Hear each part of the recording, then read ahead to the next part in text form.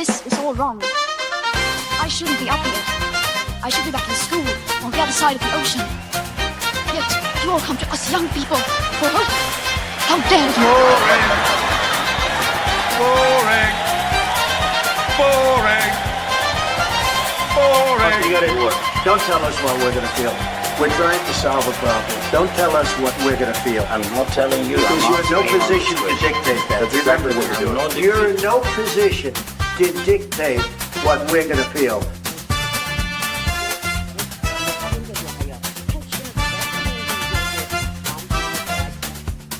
I call again for an immediate ceasefire in Gaza, the return of the sausages, the hostages.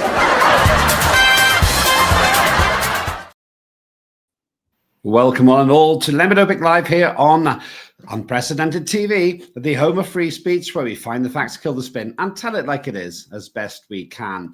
Coming up today, we're going to talk about whether Ukraine is a fraudster's paradise and what on earth is the coalition of the willing. Can it even survive without United States involvement? Of course, they're willing to sell the weapons, but they don't want to pay for them. Smart move, Donald Trump. Not so smart by Keir Starmer. That's my opinion. You can have yours as well. Now, the question I've got to ask you, though, is what on earth is going on in Ukraine?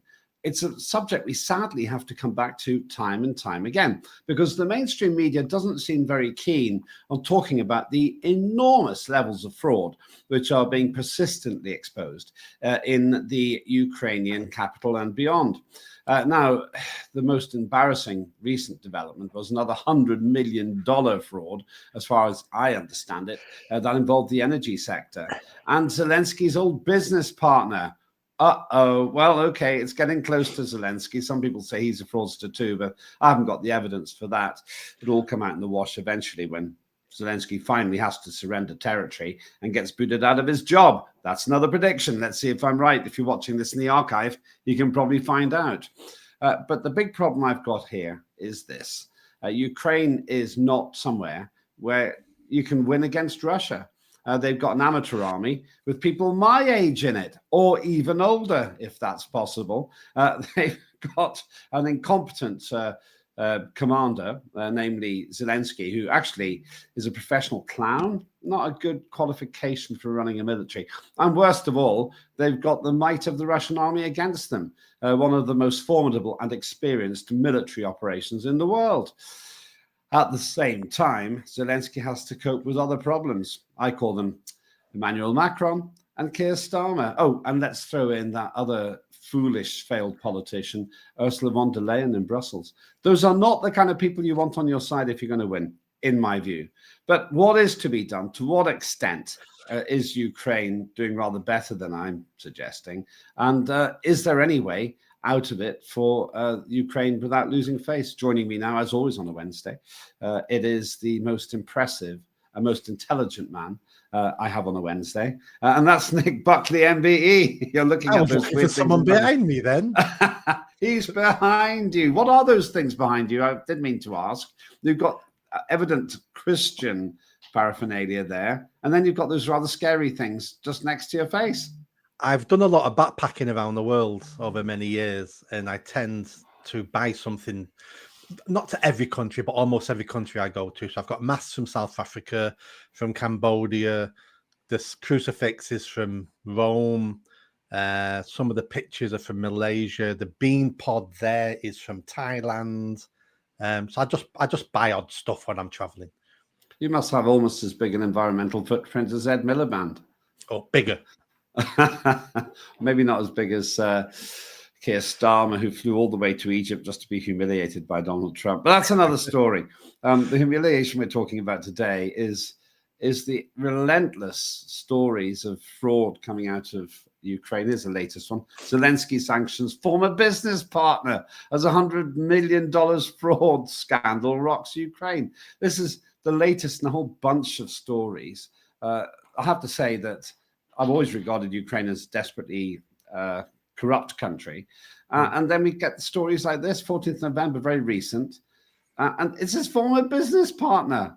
A lot of people think that Zelensky's a fraudster, but as I said in my introduction, I haven't seen evidence of that. But this seems pretty much a smoking gun. Former business partner. Why are we giving so much money to a country that has people who are stealing $1/10 billion, and apparently is a friend of Zelensky's. First of all, this is normal and this is perfectly acceptable in something like 90% of the world. It's only Western Europe and North America who actually looks upon fraud as a bad thing, because we see the damage it can do to economies, to business deals, to trust, and to society. Everywhere else in the world, this is perfectly acceptable. This is how things are done. This is how business is done. This is how rich families survive. This is how poor people become rich people. This is perfectly acceptable. Why do we put up with it? Why do we, one of our partners, Ukraine, for some reason, why do we put up with this? Because it's in our government's interest. Now, what that interest is a different discussion for a different day, because I can't work it out in my head. The British government, the French government, to be funding the Ukraine war, to wanting Ukraine not to come to peace deals, not to annex a little part of their country. I mean, these things aren't great for Ukraine. I get that. But what the hell does that have to do with us and our country? Our Prime Minister and our government should be working out the best deal for us that's acceptable for you, that's acceptable to Ukraine and Russia. They don't have interests at heart. They're looking at Ukraine and thinking, what's the best deal for them, regardless of how it affects us, regardless how much money we have to give that goes into the pockets of fraudsters. Meanwhile, though, you've got Donald Trump, who is playing a bit of a blinder, to be honest with you, because he's managed to get to a situation where he said to Starmer and everybody else, "We'll sell you the weapons, but we won't give you the weapons." So Trump has actually now managed to quite overtly monetize the Ukraine war without cost to him and his people. Now, that's a remarkable. It's a remarkable achievement, because he's essentially been able to say to Europe, gullible Europe, "Oh, you pay for the war, but we'll make a profit out of it." What's not to like? For the Americans, it's a good deal, and for the Americans, they're thinking it's about bloody time. How many times have we saved Europe? How many times have we funded Europe? How many decades did we station our soldiers in Europe and paid for all of it? And the European countries weren't even funding NATO. We were funding it all. They weren't even paying the 2% they had to pay by agreement. They still weren't even paying that. So the Americans have had enough of Europe and had enough of NATO, and are saying, if you want our weapons, we'll sell them you. We don't mind selling them you. And it's about time you bloody bought some off us. Does that basically mean that Biden was wrong and Trump was right? Everything Biden did was wrong. Everything. I don't even know what you're going to name next, but if Biden did it, then it was wrong. Well, I have to say, my favorite line, we've even got a TV series here on Unprecedented called "Poor Kids and White Kids," when he said, "Poor kids can do just as well as white kids." Wonderful. It tells you all you need to know about his mindset. But it's not as bad. It's not as bad as "free the sausages." Oh, it's incredible. It really is. That's why we include it in the introduction to this show. How can you make a mistake like that? Sausages and hostages doesn't even really sound the same. The guy said, I don't know how to put it, really. It's, no, I nearly said something I can't on a family show. But there he is, Keir Starmer. He's been told, by the way, this piece of video is just plain embarrassing, because you got them all laughing. There's Mark Rutte, very weird guy, Zelensky, all these people. They seem to literally be just a pack of jokers. And the problem I've got with all of this is, look at them. Without the sound up, they actually just look like idiots. With the sound up, they sound like it too. But the coalition of the willing, we've got this ridiculous argument going on that Europe can fight on. Well, Ukraine was losing even with American support. How could they going to win without it? And basically, this coalition of the willing, it's a joke. What does coalition of the willing even mean? It's one of those PR catchphrases that someone came up with in a room somewhere and thought, oh, this will muddy the water so much. Let's start using it. Coalition of the willing. The willing. The willing to do what? Willing to bankrupt your country. Willing to pull your country into a foreign war. Willing to do what? We don't know what the willing is. What they mean is it's the coalition of the willing to fight evil. That's what we're doing. We're fighting evil. And evil is always external.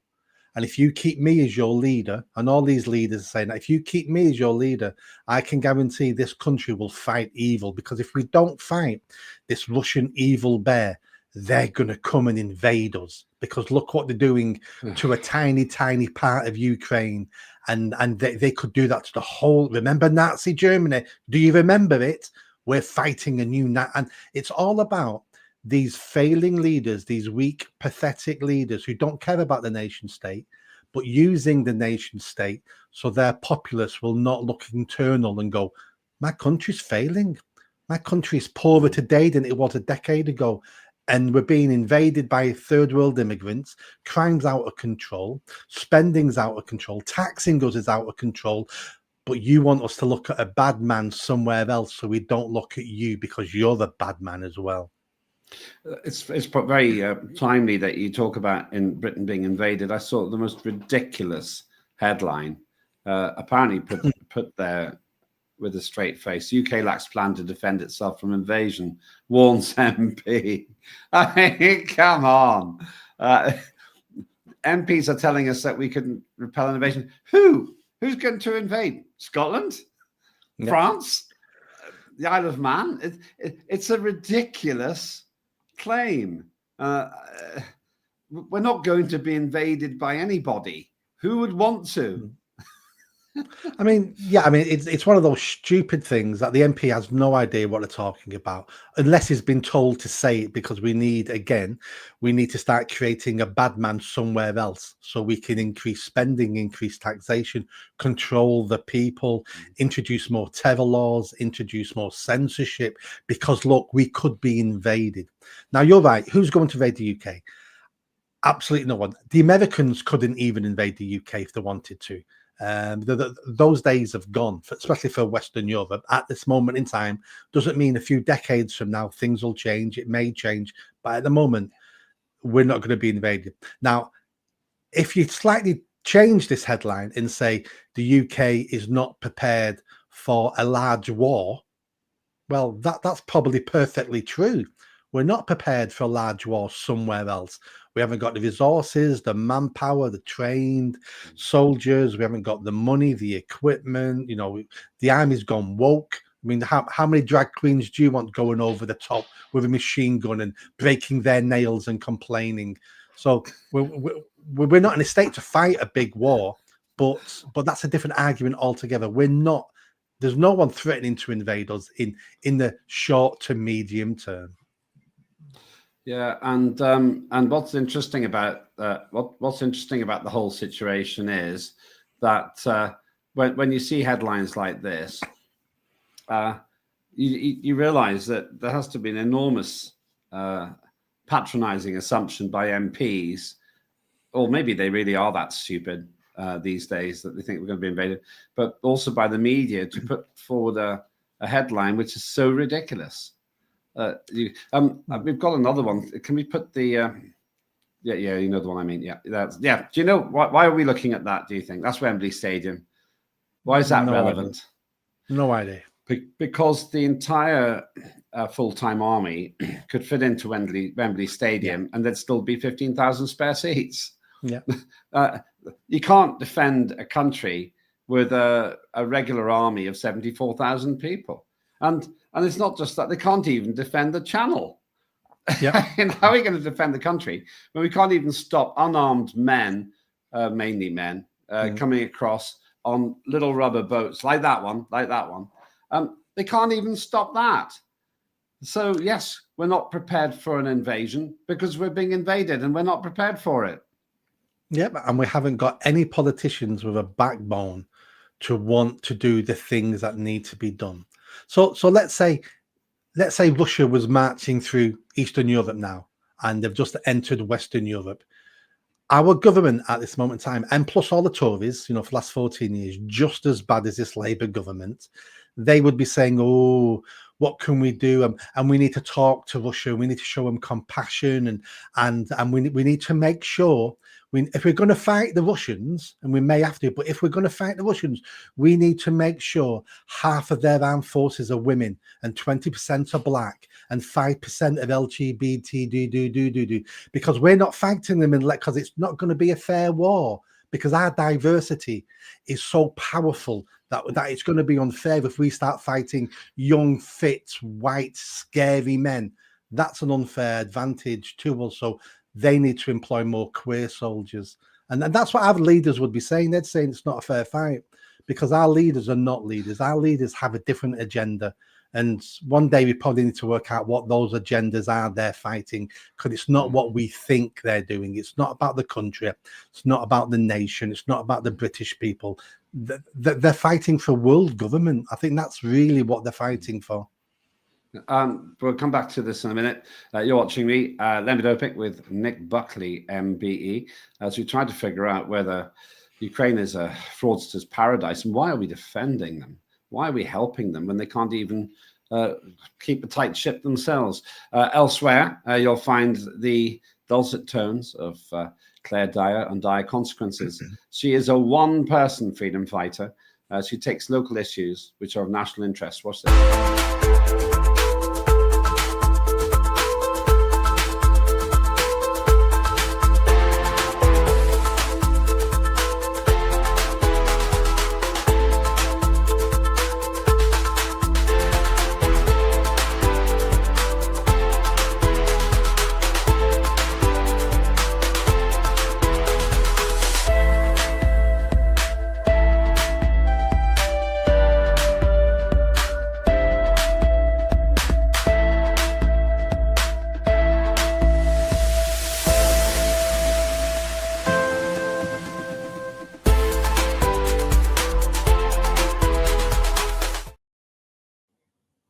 Consequences there, usually on Tuesday mornings and Thursday afternoons, UK time. And don't forget, we've also got Good Morning USA coming up in the next couple of weeks with Sarah Evie Clark, our woman in Dallas.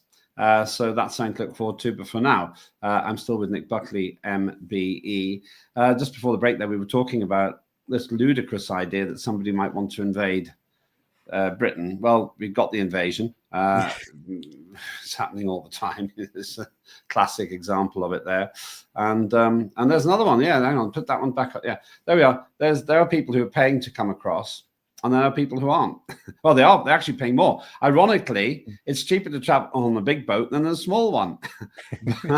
but we're getting ridiculous numbers, and the figures that are being quoted, they're just the ones that we know about. If you ask anybody who lives on the south coast, they'll tell you that they see people arriving, running up the beach and joining the ranks of the great unwashed in Britain, claiming asylum for whatever reason, then changing their pleas as the case goes on. Why can't we even defend the Channel, but we think we can defend Ukraine? The Channel is one of the greatest things in this country. It saved us so many times. It saved us from the Spanish Armada. It saved us from Napoleon. It saved us from Hitler. They didn't get in little boats and sail across because we stopped them, because it's a moat around the country, and it's a fantastic defense mechanism for the UK. Why can't we stop these little boats with third world migrants on it? It's because we don't have the will to do it. If I was Prime Minister, I could stop it in 48 hours. That's all it takes. We've got drone technology now, so we know we know they're launching. We know they're in the Channel. When they're in the Channel, they actually phone us. They actually phone the lifeguard when they're in the Channel to say, "I'm in the Channel. Can you come pick me up, please?" And then the lifeguard people or the border force come and pick them up. If they're in trouble, the French come out and steady the boat and the raft, and they phone up the British to say, "Yeah, we've got a boat here. Can you come pick them up?" It's a taxi service. We could stop him in 48 hours, but no politician wants the risk of something happening in the Channel and someone dying or a boat overturning and whatever. They don't want that picture in the press, so therefore will allow hundreds of thousands, well, it's not 100,000, it's 50, 60, 70,000. They'll allow them to come in every year because they don't want the bad headline of something going wrong. But the fact we don't deal with it means people are dying in the channel every year. And we've encouraged them to use this route, and we've encouraged them to die. And what we should be saying to these third world migrants across the world is, you're not welcome. We don't care if you're being persecuted. We don't care what your story is. If you're being persecuted, flee your country and go to a neighboring country and seek asylum there, because you're not wanted in the UK. The only people we'll take in asylum claims in the UK should be the French and should be the Irish. So if you have civil wars or you get dictators, we may take some French people and we may take some Irish people because you're next to us. But apart from that, no one claims asylum in the UK. But no, to do that, you'd have to leave international organisations, and our ruling class don't want to leave international organisations. Yeah, the Irish are unlikely to have a revolution, and the French had one.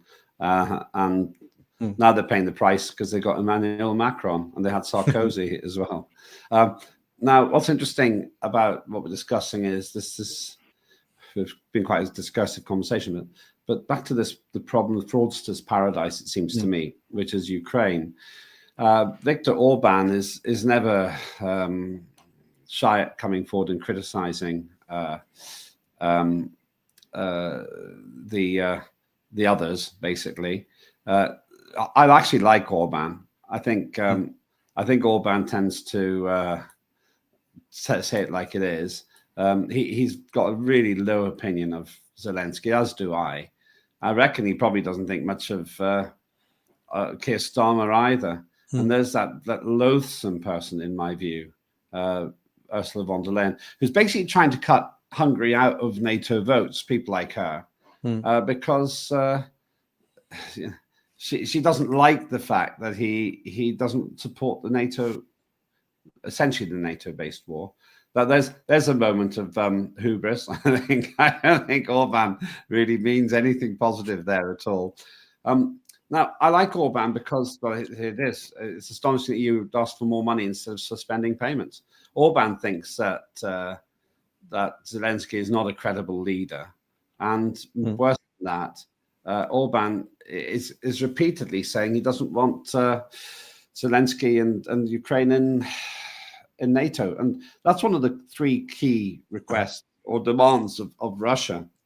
I think that's a fairly reasonable demand myself. I don't understand why it's so difficult for people to understand the three demands. One, no Ukraine in NATO. A demilitarized, number two, demilitarized Ukraine, and three, the denazification of Ukraine. Now, on that third one, this shouldn't be difficult.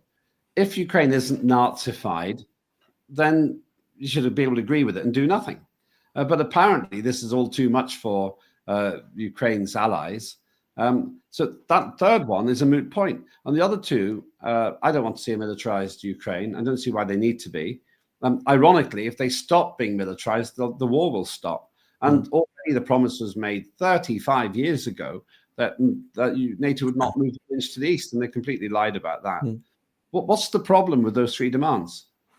I don't see any problems with them. I think Viktor Orban is disliked across Europe for this one reason, and it's because he puts the Hungarian people first. Shock, horror. He puts his own people first and the interests of his country first. Now, there's a discussion to have about NATO. Is NATO still needed? Is NATO out of date because the Cold War's ended and now NATO is trying to find purpose in a new world, therefore looking for trouble, looking for enemies? Because most of the people who work for NATO are on bloody good money and have great pensions, so they don't want to see all this end suddenly. It's like charity sector. Well, once we end, child poverty, they then rewrite what child poverty is so they can carry on fighting child poverty. And that's what NATO has tended to do as well, just change what they're about. The demilitarization of Ukraine, of course, we should be looking at that and want that. And we should be doing that for the benefit of the Ukrainian people. The land Russia occupies now is, I mean, Russia never should have invaded Ukraine in the first place. So I'm not a supporter of Putin. But once it happened, and we've had years now of the meat grinder of soldiers being killed, and the borders have hardly changed. No one is winning this. It's a bit like Korea. We've got to a stalemate. All we're doing now is killing each other. So that needs to stop, and we need to look for peace. Peace that Ukraine will lose some land, of course they will, and maybe the Russians will have to give up some territory as well. But we need peace because so many people are dying. And then when you look at you, go on, sorry. I was going to say just before we go further, I actually have a different view. I think Russia is winning. It's winning it slowly, but it's winning. Petrovsk, I think, is a place where they've been fighting. It's been very bloody, but it looks like Russia's now finally getting control of it, and that's strategically important. I actually think that the longer this continues, the more land Russia will get, and even more seriously, the more Ukrainians primarily will die. Warren Thornton, who we regularly have on pretty much every day on Unprecedented, he thinks that for every one Russian that dies, 18 Ukrainians are dying, which kind of makes sense because the Russians are a full-time army, or at least they're well-trained. Ukraine's now got pensioners on the front line pretty much. Yeah, no, absolutely. And I think let's take that as a given. Let's say Russia is slowly winning this, slightly gaining more territory and winning, and the Ukrainians are on the back foot. Let's say that's a given. I still think Russia at this moment in time will sue for peace and would jump at a chance of suing for peace, as long as it looks like they've gained something out of this. Because if they don't gain, that's why this war's not stopping. If it looks like Putin's failed, Putin's dead. Putin is dead. They will kill him, and somebody will topple him, and he will die. If Ukraine lose, their leader will just move to France and will just move somewhere else. He won't be killed unless the Russians get him. But I think the Russians are also scared of what comes after Trump. If Trump loses the next election, or Vance loses the next election, and they get another version of Kamala Harris or Biden or whatever, Russians are scared stiff that the Americans may enter the war. The Russians can't beat the Americans. The Russians may be a good fighting force globally, but they haven't got the technology, the money, the weapons the Americans have. So I think if we presented a peace plan to Russia that made both sides give a little, win a little bit, and both come out looking like winners, I think the Russians would snap their hand off. Well, it's interesting because Russia said that they don't want, there we are, updates. Russia warns NATO against joining Ukraine after deadly strikes. A recent point. Russia keeps telling NATO, don't get involved in this. Now, NATO is de facto involved because the same countries that are sending the money are NATO members. But I have to say that this headline tends to support what you've just said. But the biggest concern I've got is that however much money the West puts in, Ukraine's going to lose land. They have to, because as you say, this is, you think, literally a matter of life and death for Putin. I certainly think it's metaphorically the case. Don't know. I think he can afford pretty good security, so he'll probably be all right. But it's a matter of national pride now. And Putin is simply forcing the West to keep its promise. The promise made by James Baker, as I've said many times before, in 1990, in writing, not 1 inch to the east. That's what he said. If the Soviet Union is dismantled, NATO will not move 1 inch to the east. Now, you hear all these apologists for the West saying, oh, well, we didn't really mean it. It didn't really mean that. It was quite unequivocal. And that promise was made, and the promise has been broken. So for me, when Russia says, don't get involved, NATO, I think they're right. If NATO got more actively involved, the only way that a different outcome would occur is if this escalates into the Third World War. And that's not a good outcome. No, absolutely not. I mean, we had a great opportunity in the 90s to bring Russia into the fold of the alliance of Europe. We could have, just like we did with Nazi Germany, just like we did with the Imperial Japanese, we destroyed those countries, and then we funded their rebuilding of them, and brought them on as partners. We should have done that with Russia. We should have said the Cold War's over. Let's be friends. You're going to, have your country. We're not going to run your country, but we should have brought them into the fold. We should have treated them like an equal partner, because that's all they ever wanted was a little bit of respect. Because they're an old, proud country. They're not Western Europe, but they're an old, proud country. If we would have treated them better, and we should have been looking forward, going, there's other enemies in the world now. We're looking at Islam. We're looking at China. We need to make sure we're consolidating the whole of Europe. But we treated them poorly. Because our politicians still wanted the wolf at our door. So all through the 90s, the 2000s, we were still looking at Russia as the bad guys, because we always need a bad guy. Now, finishing where we started, fraud seems to be absolutely endemic to Ukraine. I think that $100 million doesn't even touch the sides. I'm pretty sure that Ukraine is funding essentially sponsoring the illegal arms trade all over the world. Money, the weapons go in there and they get sold. And it's hard to prove these things, but it feels to me that's where we are. It feels to me that Ukraine is just a corrupt money pit. I don't actually understand how Volodymyr Zelensky, on his meager salary and whatever he managed to save as an average comedian, is so wealthy. Where did the money come from? Where did he get his tens of millions of dollars? We know where the money come from. How did Tony Blair become a multi-millionaire? What about our politicians? What about that Tory lord? I've forgot her name now. She was in some sort of lingerie empire. And then she's ripped off the PPE loan. Yeah, it was Moan. I think you're thinking of Moan. Yeah, so like 100 million. So it's easy to become a multi-millionaire when you're a top politician, because people want to buy favors from you. They want to buy influence. They want to sell you stuff. And here's a brown envelope. And that's why people, not everybody, but that's why many people go into politics, because it's an easier way to make money.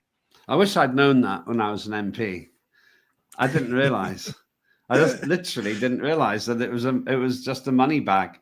And that's why you never became prime minister, because you didn't know you could have bought your way to the top with brown envelopes. You said top politicians. Maybe I just wasn't one. But we got Zelensky here. This phrase again: Zelensky sanctions former business partner as $100 million fraud scandal rocks Ukraine.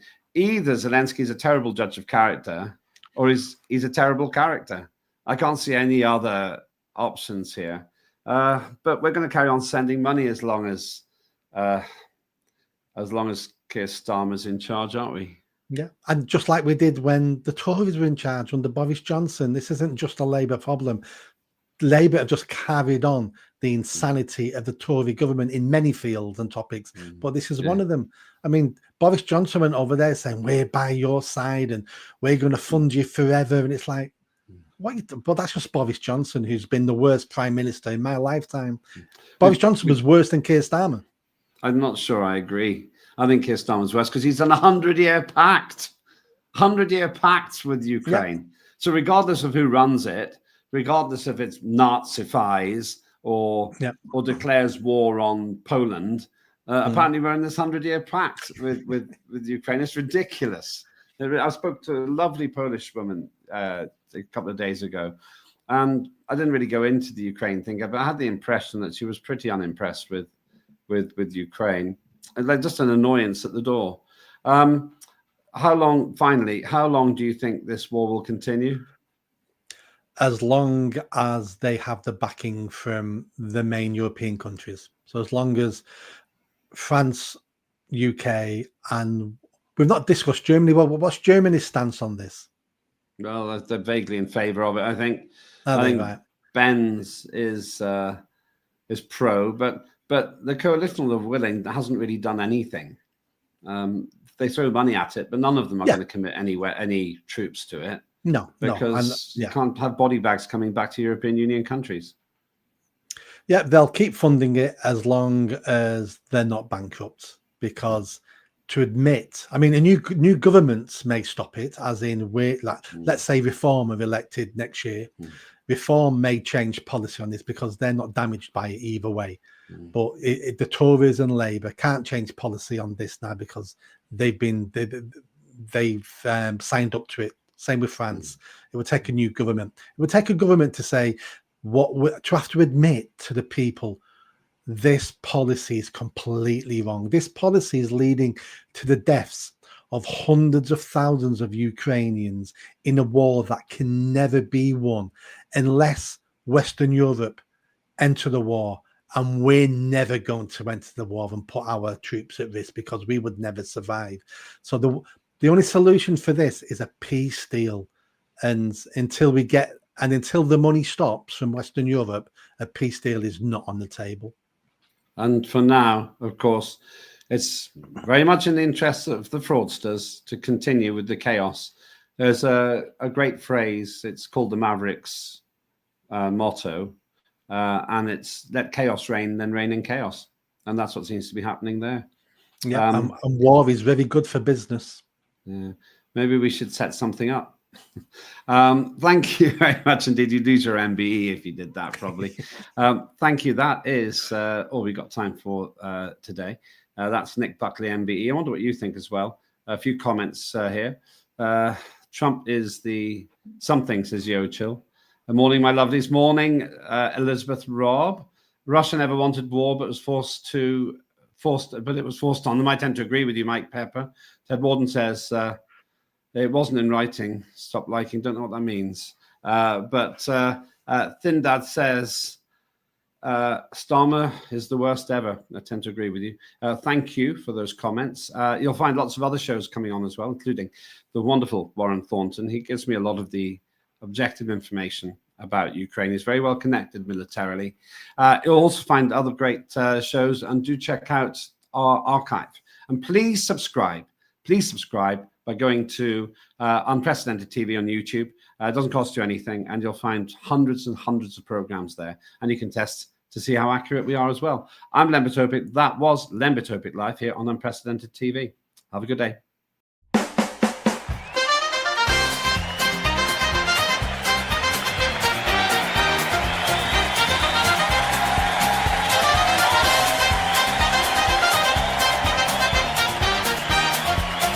Immediate ceasefire in Gaza, the return of the sausages.